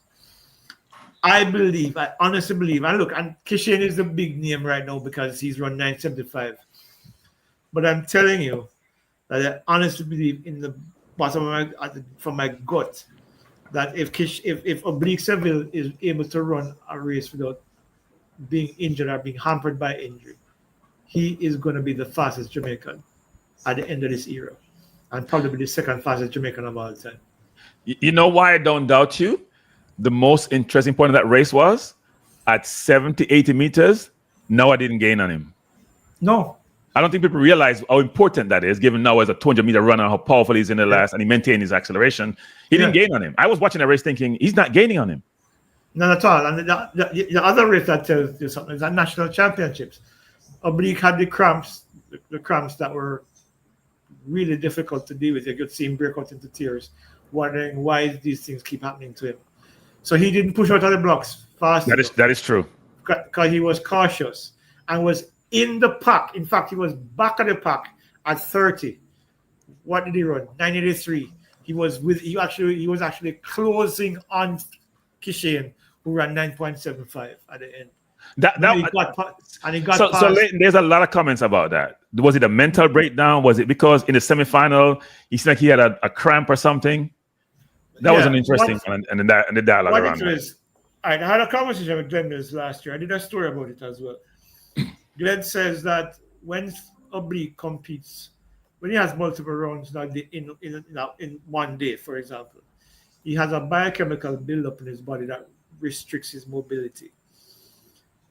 And they've been trying to sort that out for the longest while. And I don't know if they've figured it out this year because even though the gap between the relay in London and the 100-meter final was longer than an hour and a half. But it appears as if they're getting the better of it now. And it's the reason why at the finals, in the trials, for example, he had the cramps, because that is something that's similar that affected in Paris last year, where when he runs a semifinal at 9 o'clock and he had a final at 10:30, I don't know if it's a lactic buildup, because you flush, the physio tries to flush the lactic from your system, during your warm down, and of course, as you prepare for the next round of competition, to flush as much of the lactic out of your body as possible. And there is something that prevents his body from recovering fast enough. There's a way in which he can do it, but I don't know if he's willing to try it. It's sodium bicarbonate. It's perfectly legal. Put anything in your body that may have any kind of skepticism come associated with it at any point. Actually, you know how IAF is, and when it comes to these things, actually. Yeah, but it's legal. Okay. It's legal enough. But he may have an adverse reaction to it too, right? That could happen, but yeah. So I have a question for you. I look at the track and field. So talk about the women and the men. Are we now at a good point in the men? We've seen a rebirth in the men as it comes to sprinting. I see Levine in 202 looking good. Yeah, we're the men are coming back. The men are coming back, and it's a good look. I mean, we have 4 guys now on the 9.9, and we have the fastest man in the world. We have the 3rd fastest man in the world, and we have the 6th fastest man in the world. And we have a youngster level who, right now, looking like he could be, a spoiler for any of those the top guys, because that 982 was really fast. And what happened in the national trials with him? I think the delay affected him a little bit more. Okay. And the race got away from him early, and he just gave it up. He realized that you can't catch a 9.7 man if you're at the time he's a 9.9 man, and he's away from you. You're not catching him. So he kind of probably just said, let it go, because he still had the 200 to run. Right. Because when I spoke to him afterwards, he said it was just one of those days. And it's probably how his best way of explaining it. Yeah, so the men are back with the sprints. Not at the depth as we had before, but for example, back in 2012 and in 2008, we had like 12 men on that 10 seconds, which is why people like Jack Harvey had to go to Turkey, and Kimberly Brown had to go to Bahrain, and Andrew Fisher had to go to Bahrain, because they couldn't get into the top team. Now it's 4, and there are some guys who are close, like 10 zeros, like Ron Watson, and of course Goldson from by Sprint Tech. There are some guys who are 10 zeros, and they're getting closer. So maybe in another year, because they're all still young, in another year we'll have maybe 5 or 6 guys, or 6 or 7 guys on the 10 seconds, which would be a good thing. But you said something a while ago about our men, because there's this thing in Jamaica which I find amusing, that when our men don't do well, we don't think our track and field is doing well. Well, no, I don't think that way, actually. I love our women, but that's a good point you're making. Yeah, I'm not saying you do, but that's a perception in Jamaica. When our men aren't doing well, we're not doing well. But if I don't remember the actual numbers right now, we can tell you this, and people can check it out if they want. Between 1948, when we won our first Olympic medal, and 1980, when Merlin Nassib won Jamaica's first Olympic medal as a woman, Jamaica won, I think it was like 12 medals at the Olympic Games. From 1980 to present day, our women have out-earned medals for our men at the Olympic global championships overall. Right. And if you take Usain Bolt's record medals out of it, the disparity is even worse. Our women have done remarkably well over the years. Even when our men are failing, because look, I mean, after Usain Bolt retired in 2017, for example, we had Shelley and Elaine and Sherika doing remarkable things. 1, 2, 3 at the Olympic Games, 1, 2, 3 at the World Championships, 1, 2, 3 at the Diamond League meet in Oregon. Elaine ran 10:54. Shelley ran 10:60 7 times in one season. Sherika becoming the first woman and the only woman to win medals in both the 100, 200, and 400 at the global level. But for some reason, we always seem to think that when our men are not doing well, Jamaica's track and field is not doing it. But it's actually, the contrary is actually true, where the women are always doing well, just that sometimes the men take a dip. And look, the thing with the men is that, and a lot of people take for granted as well, is that Jamaica's best sprinters, male sprinters, came along in the same era, which was the Usain Bolt era. If you look at what Johan Blake, 969, would have won any global championships except for the years when Bolt were winning in 963 and 958. You look at Asafa's 9.72, would have won most Olympic Games or World Championships. Nesta Carter would have been in most top three with 978. Michael Freight at 988. Steve Mullings 980. So we got this coalescing of talent that all came in the same window from 2004 up to 2016, where, remember now, Jamaica has the fastest man in the world, the second fastest man in the world, the fourth fastest man in the world. Right? So it's Bolt, Blake, Asafa. And then, of course, it drops down to Nesta Carter, who is now outside the top 10, because I think Nolas and a couple of people. No, not Nolas. But he's probably still in the top 10, actually. 978, I think, puts him in the top 10 all the time. But we had an emergence of talent within that era, where individually, if they were in other eras, they would have been dominant in any other era except this era, because they just came along at the wrong time. And in fact, it's not just Jamaica, it's the globe. Tyson Gay 969, Justin Gatlin 974. In any other era, they would have been great.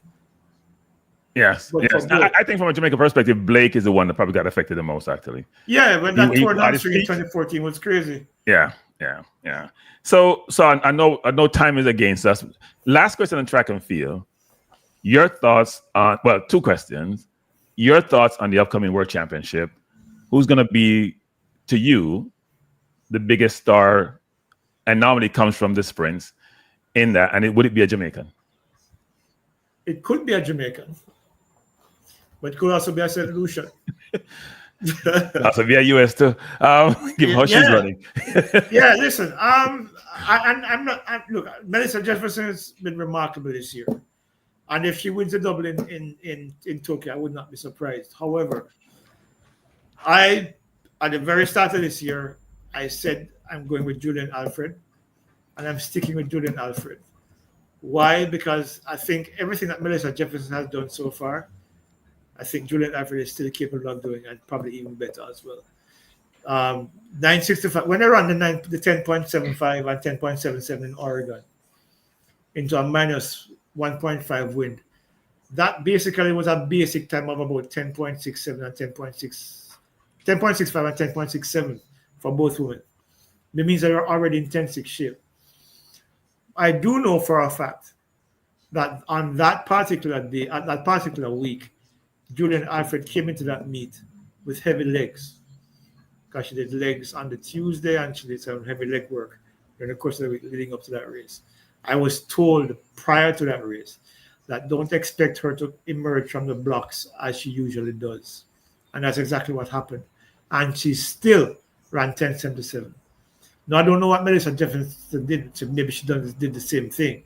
Right. What I'm saying is that while Melissa Jefferson has been extremely outstanding, because a lot of people don't realize, if Melissa Jefferson had run with the same wind that the men ran with just minutes before, but the wind was 1.8 meters per second. That's not with a 10.57. Wow. Right? So she's already ready to run 10.5, because Kenny's 9.7 and wind was 1.8. Melissa Jefferson was 0.4. She's explosive. Yeah, she's explosive. And her phases are really, really good. So, yeah. I mean, I wouldn't be surprised if she wins the 100 in Tokyo or even the 200. But I still think there's something in my craw that says Julian Alfred is going to win that double. And I'm sticking with it. I'm going to stick with it until the very end.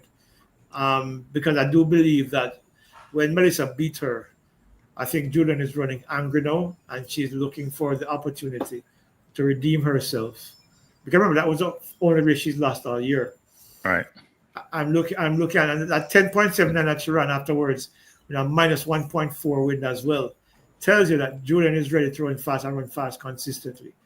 I'm thinking that Julian is going to run somewhere about 21.5 or 21.4 high. Wow.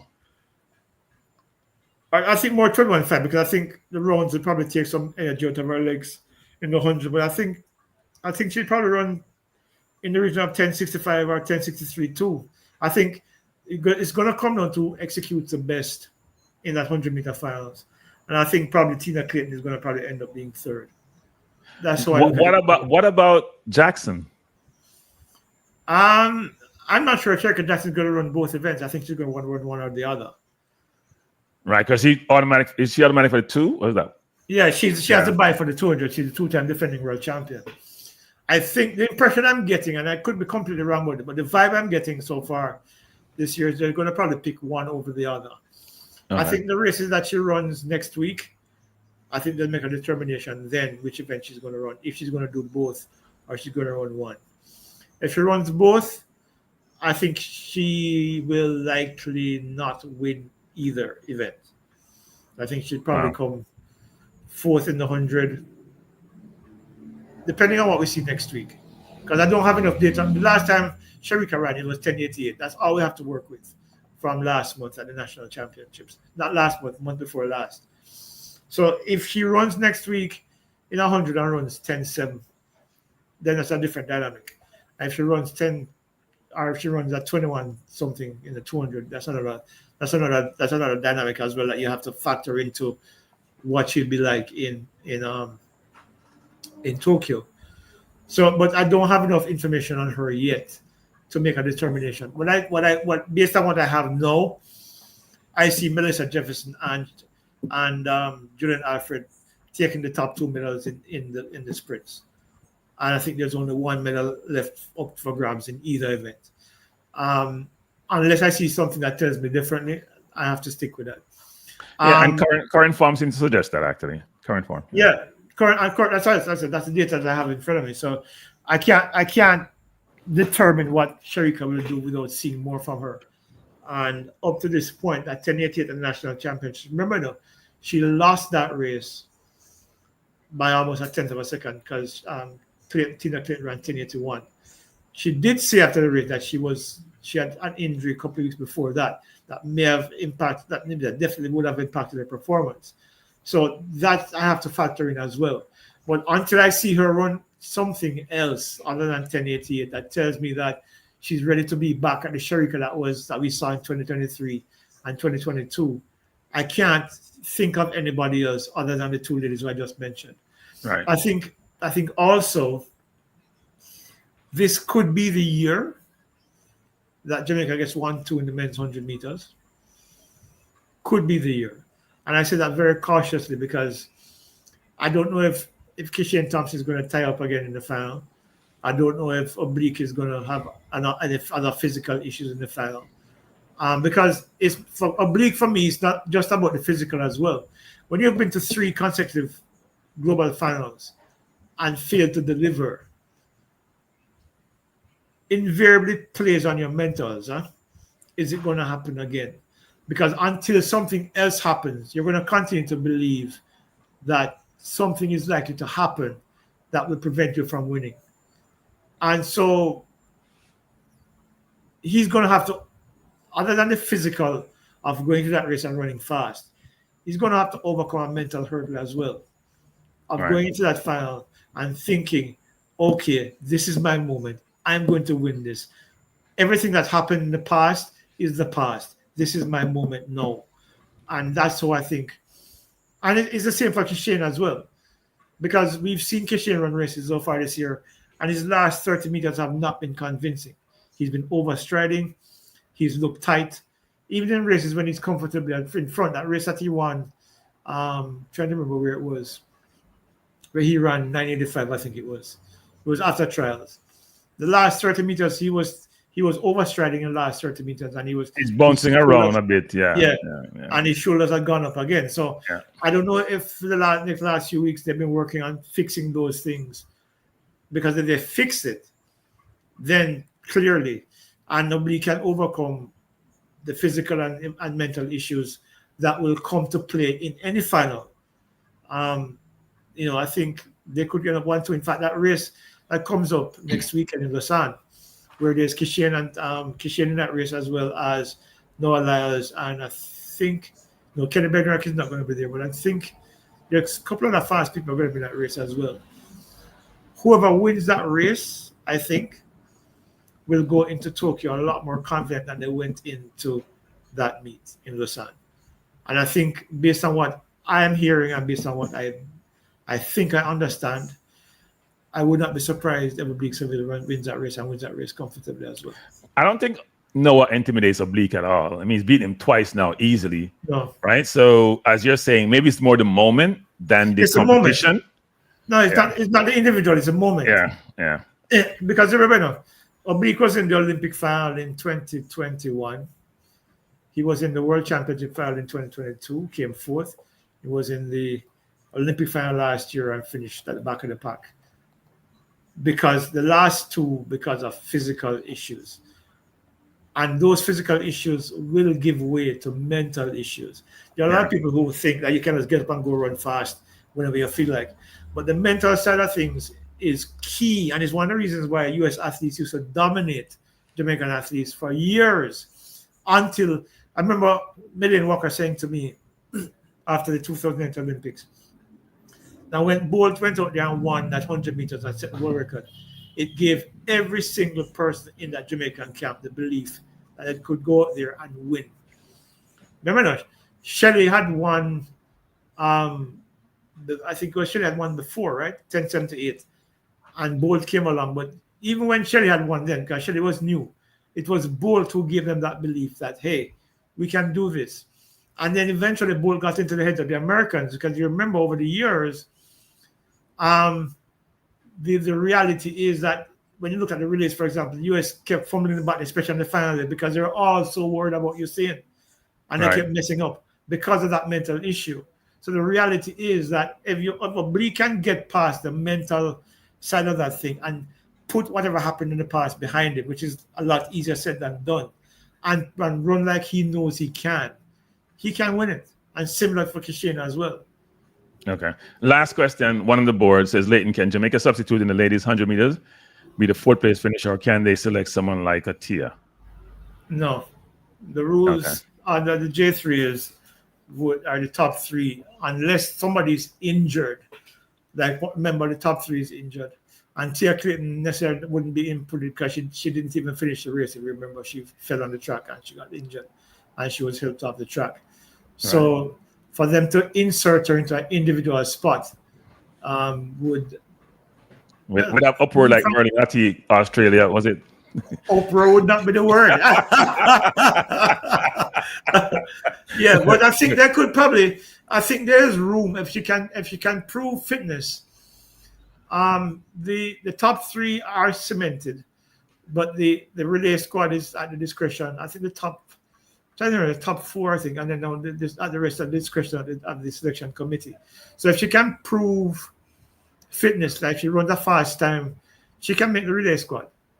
Okay. Yeah. But the thing is, I think Jamaica's team this year can be weak regardless. I don't think we can beat the United States in the 4x1 for women. Even with Sherry Cup, Shelly is not the Shelly that Shelly.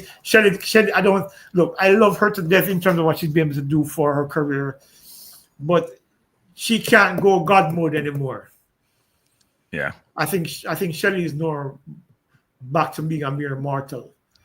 Father Time is undefeated, so yeah. Yeah. So and of course the Clayton twins are there, but unless if Tia can get back to a 10-8 shape, we can be competitive, because remember Americans have a 965 and 2.9 and 3.98s. 1065.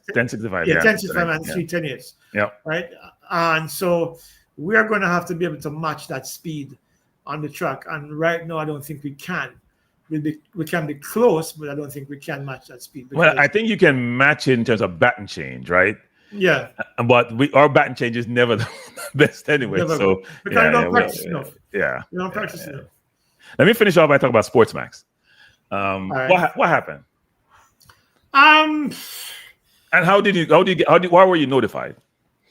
SportsMax, what it is, I know we're losing money. The details of it I can't speak to because above my pay grade. What I can say is that I don't think that the new principals of the company had any interest in media whatsoever. I think Mr. O'Brien, the founder, who had to relinquish the bulk of his shares in that debt for equity swap last year, and reduced him to 10% of the company, wanted to be in media. I think these guys who took over had no interest in media whatsoever, for example, because when there are signs right everywhere. They got rid of Nicholas Matthews in October last year. Then the production manager, Jerome Larman, went, and then Ransford Ricketts went. And when you see them start removing the people at the top like that, and then the marketing people went in March, it wasn't a matter of if, it was a matter of when. And so I wasn't really surprised when on 4:25 p.m. on the 7th of July, we got an email for our meeting at 9, in-person meeting at 9 a.m. the next morning. Dreaded 9 a.m. in-person meeting. Yeah. So when you get an email that late in the day for a 9 o'clock meeting the next morning, you know it's never good news. So when I went to the room, before the guy came in to talk about what he was doing, I turned to the guys and said, "So what the plan for you to redundancy money?" And they thought I was joking, but I wasn't. I mean, it was inevitable. I mean, you saw it coming, and look, they made their decision because I don't think they were interested in media. And because remember, it's not just SportsMax. It was Loop, it was Scene, it was on the SportsMax channels themselves. There was an opportunity there for them to probably try something dynamic and shift, to turn our fortunes around on a financial level. But I don't think there was an interest there at all. So you get the impression that it was just a matter of time before they found the stomach to look at the staff and say, "Look, we're winding down." So yeah, I mean, cable networks just globally are challenged, right? Yeah, it's a challenge because the advent of alternative media makes it difficult. Yeah, listen, from as early as when I joined SportsMax in 2016, and I remember in 2017 there was a survey that was done, a global survey that said the bulk of the world now watches their sports on their devices. Right, so it's either your phone or your tablet or whatever. They're not watching it on TV anymore. That, I think, was when we should have pivoted to a more digital, digital platform, but we didn't. We were holding on to cable, and we had an app, but a big part of the reason why I think the app was struggling as well is that we lost a lot of the properties that we used to have. We used to have English Premier League, we used to have Diamond League, but those properties are expensive. I remember talking to a guy at Savannah Park in the last test series here in Kingston, and he was saying that why we don't get by the EPL. I said, "Do you know how expensive that is?" Especially now, it's wrong. If we buy the EPL, there is no amount of advertising, no amount of sponsorship that you can get that can cover the cost of that, let alone make a profit. It's expensive, and there's reason why even in the UK, a lot of people watch their EPL matches at pubs because it's too expensive for their home platforms. I mean, their home. That is true. Systems. In fact, they don't get the 3 o'clock games. Exactly. They get very limited. Yeah. When I was in the UK, I use a alternative. When I used to live in the UK, I would have something called Sling. I would sling the games from America, which is easier to get it to the UK. They get more games in America than they did in the UK, actually, which is interesting. Yeah, because it's the challenge is this. Where does the bubble burst? Because every year players want more money, which means that the clubs want more money. They need to earn more money to to pay the players, and therefore the broadcasters invariably have to pony up more money. Yes. To to satisfy the FA or whoever it is, whether it's the league or whoever it is. NBA no different. NBA no different, by the way. NBA no different. Yeah. Yeah. So what it is that there's going to come a point when the rubber meets the road where the people, the fans, won't be able to afford it anymore. So what do they do then? Because players are earning £300,000 a week in playing in English Premier League. Then the man who is going to the match and paying how many £100 for a match day, or paying how much, tens, I mean maybe 100. I don't know what the rates are in England now for the it varies. Arsenal, I think it's 2,000 something pounds a year, so we're trying to do about 100 and something pounds per game. So you're how many, there's gonna come a point where you just can't afford it anymore. So what happens next? Because look, I know the players want more money. Some of it I don't understand, because somebody is paying me £150,000 a week. I am good. You can pay me the rest of my life. I don't have to worry about my career after that, because £150,000 a week, all you have to do is invest some of it, and you get a nice house somewhere. Yeah. And look at what's his name? Plays for Philadelphia Eagles. Quarterback. Hurt. Yeah. Yeah, Hurts. Hurts lives in a house that costs $400,000. Yeah. He's an aberration, though. He's a very unique individual. Yeah. And that's the thing. He's an aberration, but he should be the norm, because yes, he should be. Yes. What a lot of these players are earning, say $50 million a year, more than half of that goes out of their pocket right now. Most of it goes out into either federal or state taxes. You have to pay your agent. You have to pay your manager. You pay for all the different services that you require, and you end up with probably a third of that. Hey, Leighton, I'm glad you bring that up. Because when somebody says you get 400,000, then you get it in your pocket to walk away and spend it. That's not how it works. No, that's not how it works. Yeah. It's the same thing with track and field. When people hear athletes sign contracts and they think the athletes are rich, they have to pay the coach and the club that they are affiliated with. They have to pay an agent. They have to pay a manager. They're paying probably the PR, somebody to do the PR for them. And they have to pay for physio, nutritionist, all kind of different things. That money goes into making their careers what it is. So they're not walking around with billions in your bank accounts or millions in your bank accounts or millions in your pockets. So the impression that the athletes, I mean, look, there are exceptions to the rule, obviously, like a Bolt or a Shelley or Tyson Gay or the big names. Right. But that's not the case for the average athlete.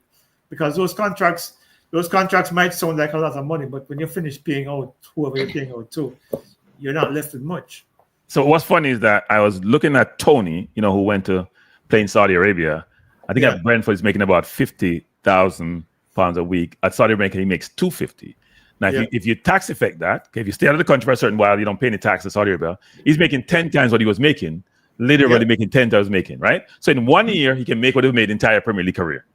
Yeah, exactly. Yeah. So but you see, but again, that's the situation where, to me, I don't want to use this term, because I don't want people to think that I'm begrudging people their money. Because if you deserve it, you earn it. It's yours. I don't tell you a bad mind. I tell you a bad mind. Yeah, but I think some of it is just greed. Because, all right, you and I know how this thing works. If somebody's paying you £300,000 a week, why do you need more? You need 3 Ferraris and 2 Bentleys and 2 Rolls Royce. Yeah, exactly. But the thing is, because take Sadio Mane, for example, used to play for Liverpool.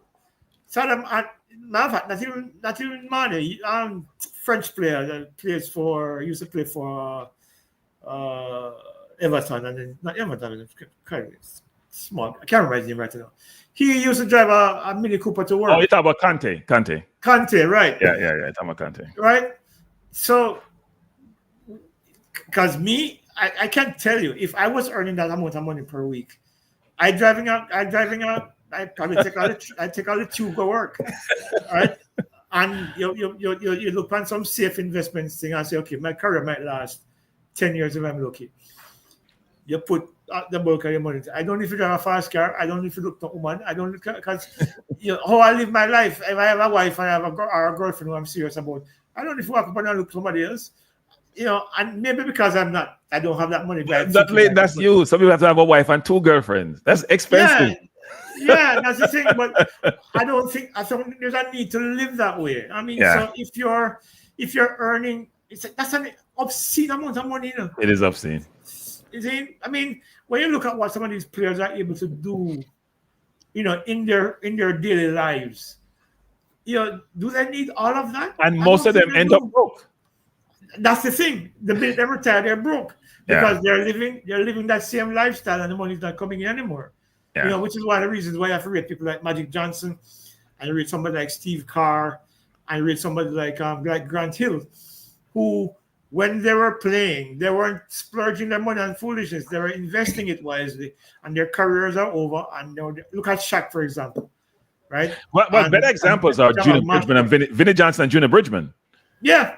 Right? Shaq made a lot of money. Vinnie Johnson and Junior Bridgman played way back then. They didn't make a lot of money, but they've done phenomenal. They're billionaires, Yeah. So it's about how you perceive your life after sport, because you can only play for so long, and then you retire early. Remember, you might be old for an athlete at 36, but for a human being, a regular human being, you're young. Yes. And then you have your entire life ahead of you. So I don't know why. I think some of it is just they don't listen to their managers, or sometimes their managers are just as bad as they are. So I think part of it goes back to, this is gonna sound bad, the mental element. Yeah. Where you grow up in an environment where you're taught the value of money, where you're taught about investing, we're taught about being, cautious, prudent. Very prudent. Yeah, I mean that's part of that whole equation. Right, because for most of those people to go, Allen Iverson went basically broke, even though he has some money put away in trust that's going to help him out. Money for Reebok, but I mean, you can't make $100 million like Antoine Walker and Allen Iverson be broke. It doesn't make any sense to me.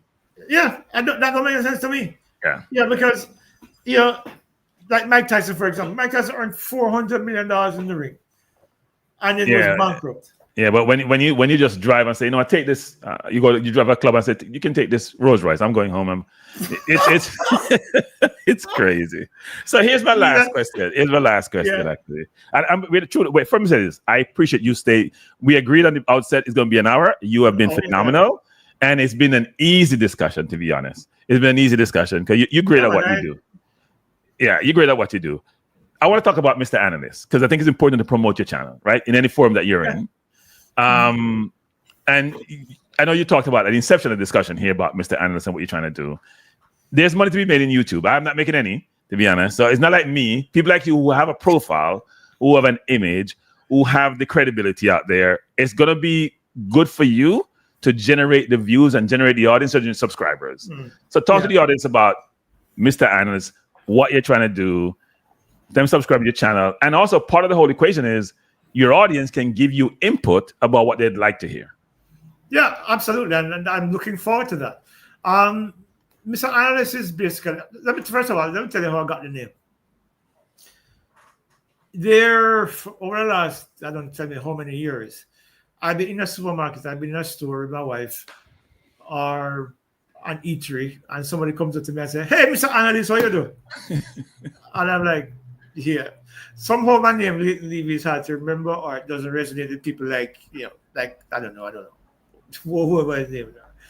And so when we were coming up with the channel, my wife was like, it should be Mr. Analyst because that's what people call it on the road. And I'm like, okay, that works because this is what people get to know me as. The channel basically is, I'm going to try my best with the limited resources that I have to create something that will help to fill a gap that SportsMax will leave behind. So you will get from me some, and this is probably the part that I don't like the most, actually. The first 3 videos isn't just me talking about track and field and stuff like that.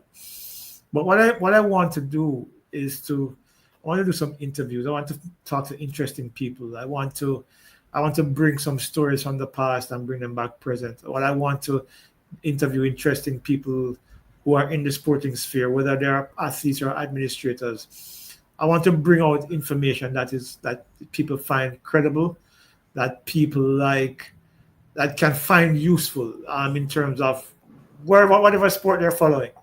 Just like we're having this conversation now, we're talking about some things that probably people do even realize.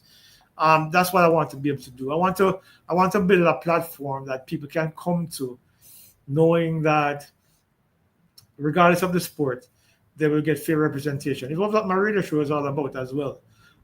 It's about, look, on the very first video I said that it's not going to be just about track and field. It's going to be a little bit of basketball, going to be a little bit of football, going to be a little bit of whatever it is that's relevant at the time is going to be part of what Mr. Analyst is going to be about. I can tell you that I'm actually in negotiations to talk about an outstanding young athlete whose coach has agreed to speak with me. I just haven't cemented the time on the schedule yet. And, as I told you before, I had a conversation with Pereira about why is it that the Caribbean doesn't have a proper development program for its cricketers. I want to talk to some past cricketers about some of their exploits. I want to talk to some of the past track and field athletes about the things that they remember best from their careers. I want to find some basketball players who currently now representing Jamaica, because there's a significant momentum now behind Jamaican basketball. And good players too. Yeah, very good players. I mean, Norman Powell, nobody gets Norman Powell for free. Thompson twins, Norman Powell, Thompson twins, that their dad wants to do some really good things for basketball in Jamaica. I want to do some interviews with him and let him tell people about what his vision is for basketball in Jamaica. So some of those things I want to challenge some administrators, those who are willing and brave enough to come on to the channel to talk to me about why is it that some of the things that they're not doing in their sport. That's what I want to do. I want to engage people. I want people to come there and find the information interesting. I want people to come away from Mr. Analyst more knowledgeable than they came to the channel. That's what I want to be able to do with it. Well, if you can impart the knowledge that you've imparted today and throughout your career, it'll be a breeze. Who is Bert from 5? He said he worked with you at the Gleaner, so I put it up. 92, 96. 1996. He probably has a pseudo name, probably don't have his full name. I figured. Yeah, but 1990 to 2004 is a really great time at the Gleaner. I still have a lot of friends from there, a lot of colleagues as well. Wait, so you worked with Rudolph Speed when he was there? Yeah, man, Speed was financial controller at Gleaner when I was there. Oh, okay. Very smart guy. A lot of people don't understand how smart he is. Well, I had dinner with him when I was in Jamaica when I came to the game. He and I had a 4-hour dinner because we have a love-hate relationship. People don't realize. People think I should hate him and always curse him, and I don't operate that way. I try to put out information so that the whole conflict thing. I've talked about the conflict and why it's not appropriate and why it needs to be changed. Rudolph tells me that I call him Rudolph. Rudolph tells me that he's not the only conflicted person, and it's almost innate to Jamaica. And I was like, that doesn't make it okay. But that's a different story for a different day. Yeah, but it doesn't. That's a fair point. It doesn't make it all right. At the very least, I think you should at least take a sabbatical from his current positions. Yeah. Just to make. But the thing about it is this. As I said at the top, even if he doesn't and he chooses not to, I think for the window of time that he's going to be required, I think we can probably just hold strain, because it's like making a sacrifice for the greater good. The greater good right now is a national program. Yeah. And the concerns are, as I said before, the concerns are valid and the concerns are real about the conflict of interest.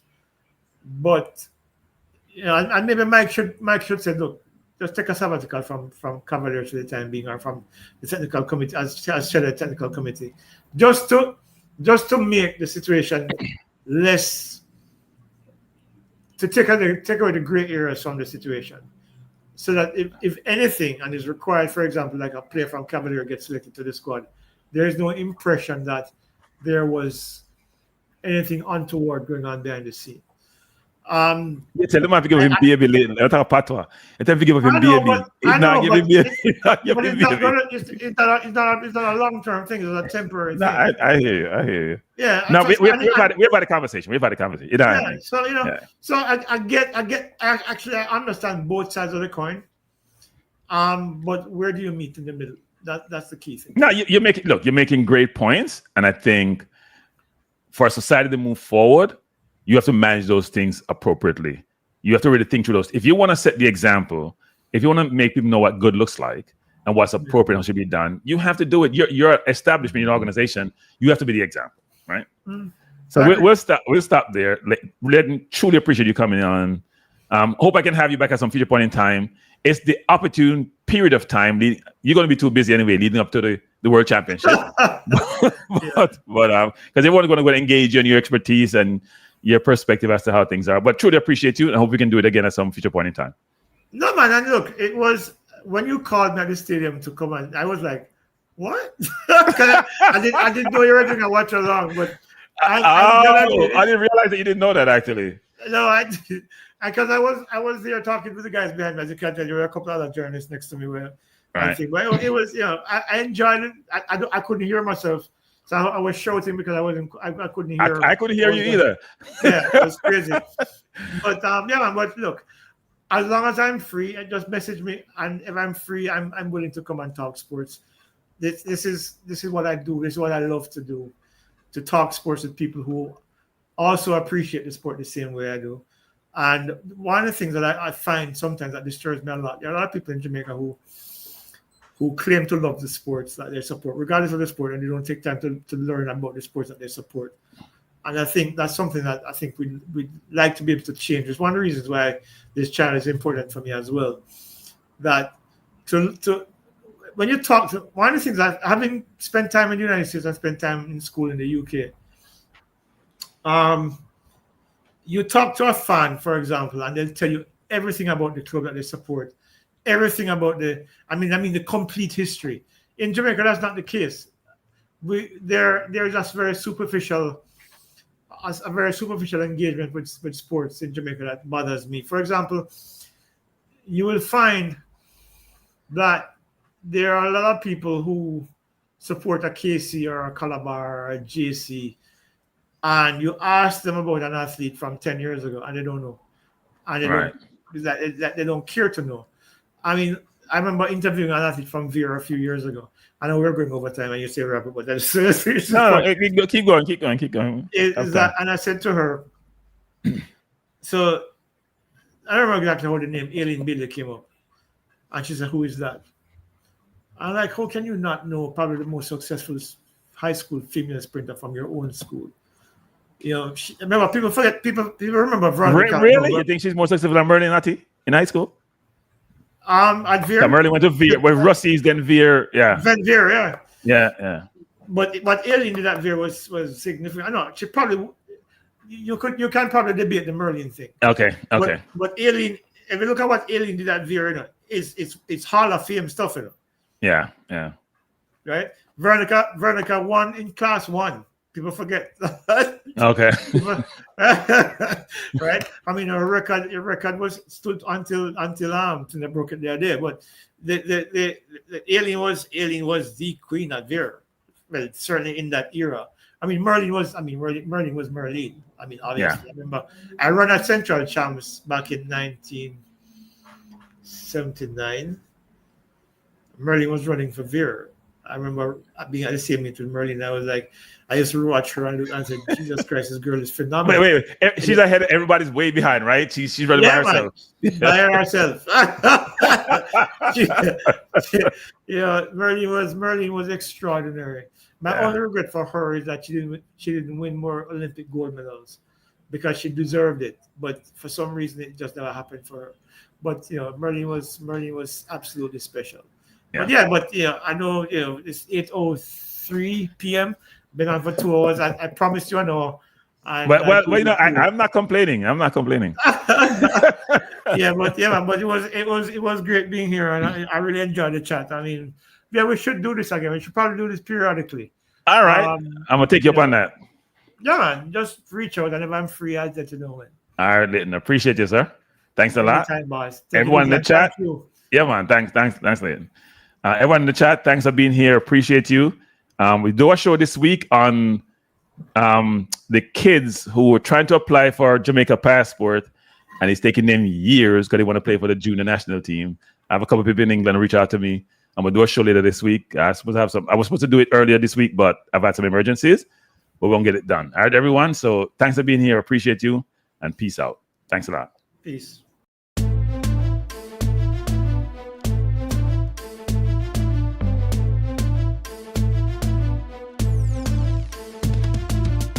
Cranky life is the best to be now. For the best sports talk, and it's free, yo. Cranky life will be your guiding light by keeping you informed both day and night. Cranky life, tell them. Cranky life, heed them. Cranky life, want them. Cranky life. From the courts to the field, we'll never lose because Cranky has the hottest news. With expert analysis, we break it down. Our in-depth coverage is best in town. Cranky life, tell them. Cranky life, heed them. Cranky life, want them. Cranky life. Cranky life where the sports is spicy and where we keep the discussion lively. Cranky life, get to know the name because Cranky analysis is never lame. Cranky life, give me my cranky life. I want my cranky life. Must have my cranky life.